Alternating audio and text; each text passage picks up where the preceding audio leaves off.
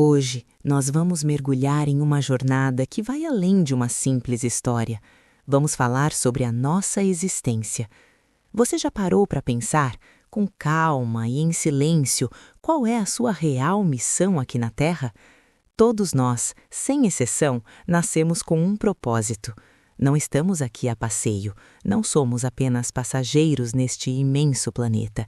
Existe uma digital única que só você pode deixar no mundo. Muitas vezes, a gente se sente pequeno, olhamos para os telejornais, vemos as crises, as guerras, as dificuldades financeiras e pensamos: o que eu, uma pessoa comum, posso fazer? É aqui que entra a importância de desenvolvermos uma mentalidade de crescimento.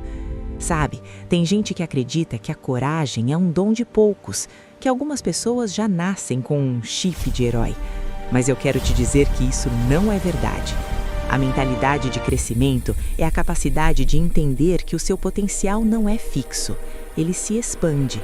Ele cresce no momento em que você decide que o não é a resposta final. Se você hoje não acredita que pode mudar a vida de alguém, é porque ainda não descobriu a força que existe na decisão de servir. O serviço ao próximo é o combustível que revela quem nós somos de verdade. Vivemos tempos estranhos, não é? Tempos em que a aparência parece valer mais do que a essência. Hoje, se alguém ajuda um necessitado, a primeira coisa que faz é pegar o celular, gravar um vídeo e esperar pelos corações e curtidas. Mas a verdadeira sabedoria, aquela que é eterna, nos ensina algo diferente. Existe um ensinamento bíblico muito profundo que diz que a tua mão esquerda não saiba o que faz a tua direita. Vamos refletir sobre isso por um instante. O que esse ensinamento quer nos dizer? Ele fala sobre a pureza do coração. Quando você faz o bem esperando que o mundo veja, você já recebeu o seu pagamento. O seu pagamento foi o elogio, o aplauso momentâneo. Mas quando você faz o bem no absoluto silêncio, sem câmeras, sem testemunhas, apenas você e a sua consciência, ali, naquele momento, você está tocando o divino. A caridade silenciosa é a forma mais alta de amor. É ajudar porque o outro precisa, e não porque você quer ser visto como alguém bom. E o mais bonito de tudo isso é que mesmo quando ninguém vê, o universo registra. As bênçãos sempre encontram um caminho de volta para casa. Elas podem não vir em forma de fama ou dinheiro, mas vêm em forma de paz, de proteção e de um legado que o tempo não consegue apagar. E antes de eu te contar a história do homem que levou esse ensinamento ao pé da letra, eu queria te pedir algo especial. Se você sente que essa mensagem está tocando a sua alma, se você acredita que precisamos de mais pessoas agindo em silêncio pelo bem, siga o nosso canal, clique no joinha, deixe o seu like. Isso não é apenas um número para nós, é a forma de o YouTube entender que essa semente de esperança precisa chegar a mais lares, a mais pessoas que talvez estejam agora em um momento de escuridão. Compartilhe esse vídeo com aquela pessoa que você sabe que tem um coração de ouro, mas que às vezes se sente cansada de lutar. Agora, feche os olhos por um momento. Eu quero que você se transporte para o ano de 1938. Imagine uma Europa cinzenta, fria, onde o som das botas marchando pelas ruas trazia um calafrio constante.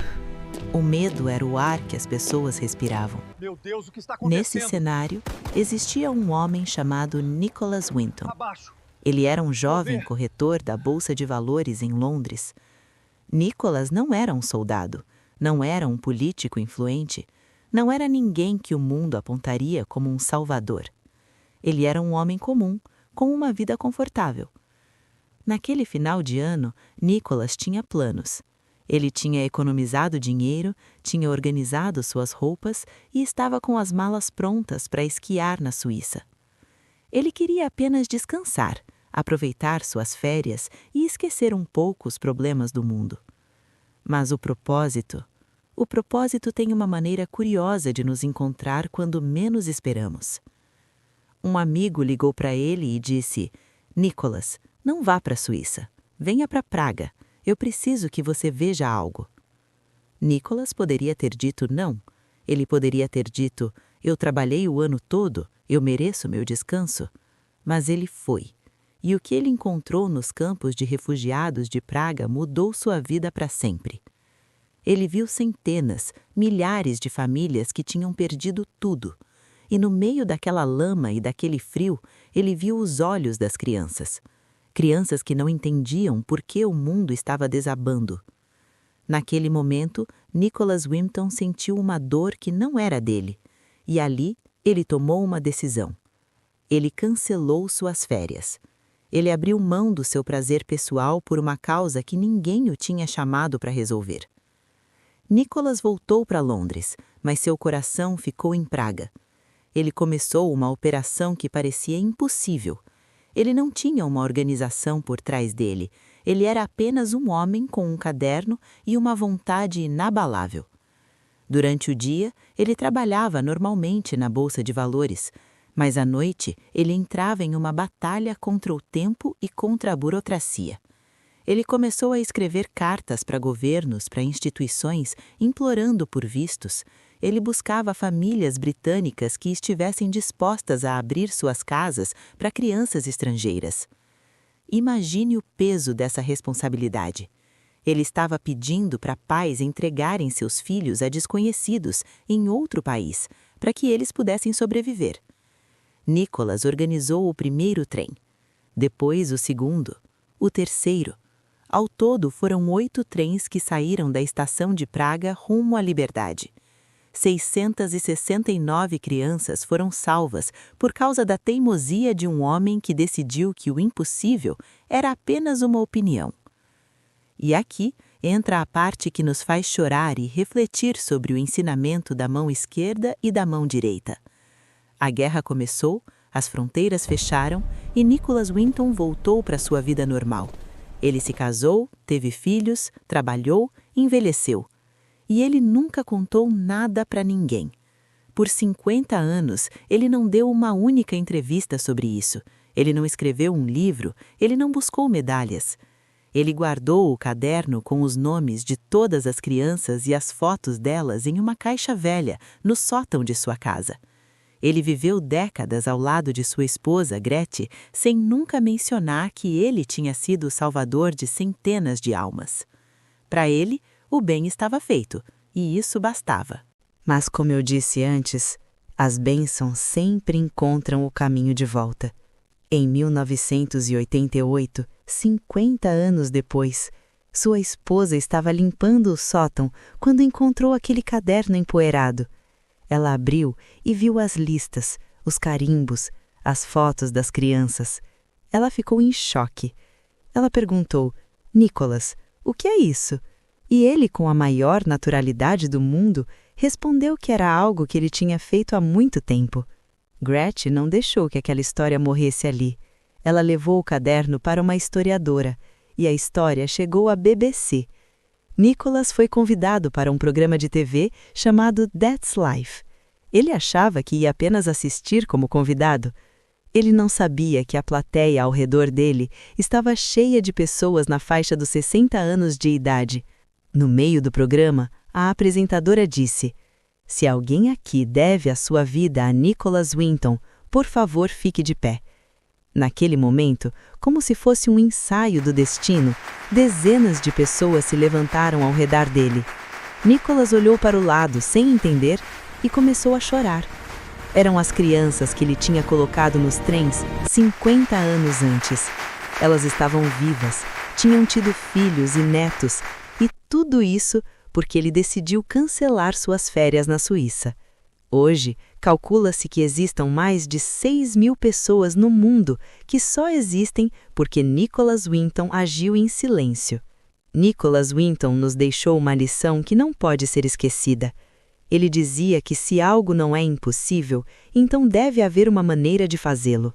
Mas a maior lição foi o seu silêncio. Ele nos provou que o verdadeiro herói não é aquele que busca o holofote, mas aquele que se torna luz na vida de alguém quando ninguém está olhando. As bênçãos de Nicholas chegaram até ele na velhice, cercado de gratidão e amor. O caderno dele se tornou um símbolo mundial de esperança. É importante dizer que se dependesse de Nicholas, o mundo jamais saberia seu nome. Ele estava contente com o silêncio de seu anonimato. Mas o destino tinha outros planos. Após sua esposa revelar o segredo ao programa de TV, sua filha, Barbara Winton, decidiu registrar tudo para que o exemplo não se perdesse, resultando no livro A Vida de Nicholas Winton e no filme Uma Vida. Essas obras não existem por vaidade dele, mas pelo esforço de sua família em mostrar que uma vida comum pode sim realizar o impossível. E agora, eu encerro esta mensagem deixando uma pergunta no seu coração, para você levar para o resto do seu dia. Se a sua vida terminasse hoje e alguém encontrasse um caderno escondido no seu sótão, o que estaria escrito nele? Estariam escritas as vezes que você buscou apenas o seu próprio prazer? Ou estariam escritos os nomes das pessoas que você ajudou em silêncio? Não espere ter todas as ferramentas do mundo para começar a sua missão. Comece com o que você tem. Comece com quem está ao seu lado. Desenvolva a sua mentalidade de crescimento e lembre-se, o seu propósito é a maior riqueza que você possui. Que a história de Nicholas Winton inspire você a ser a mão que ajuda, mesmo que ninguém veja.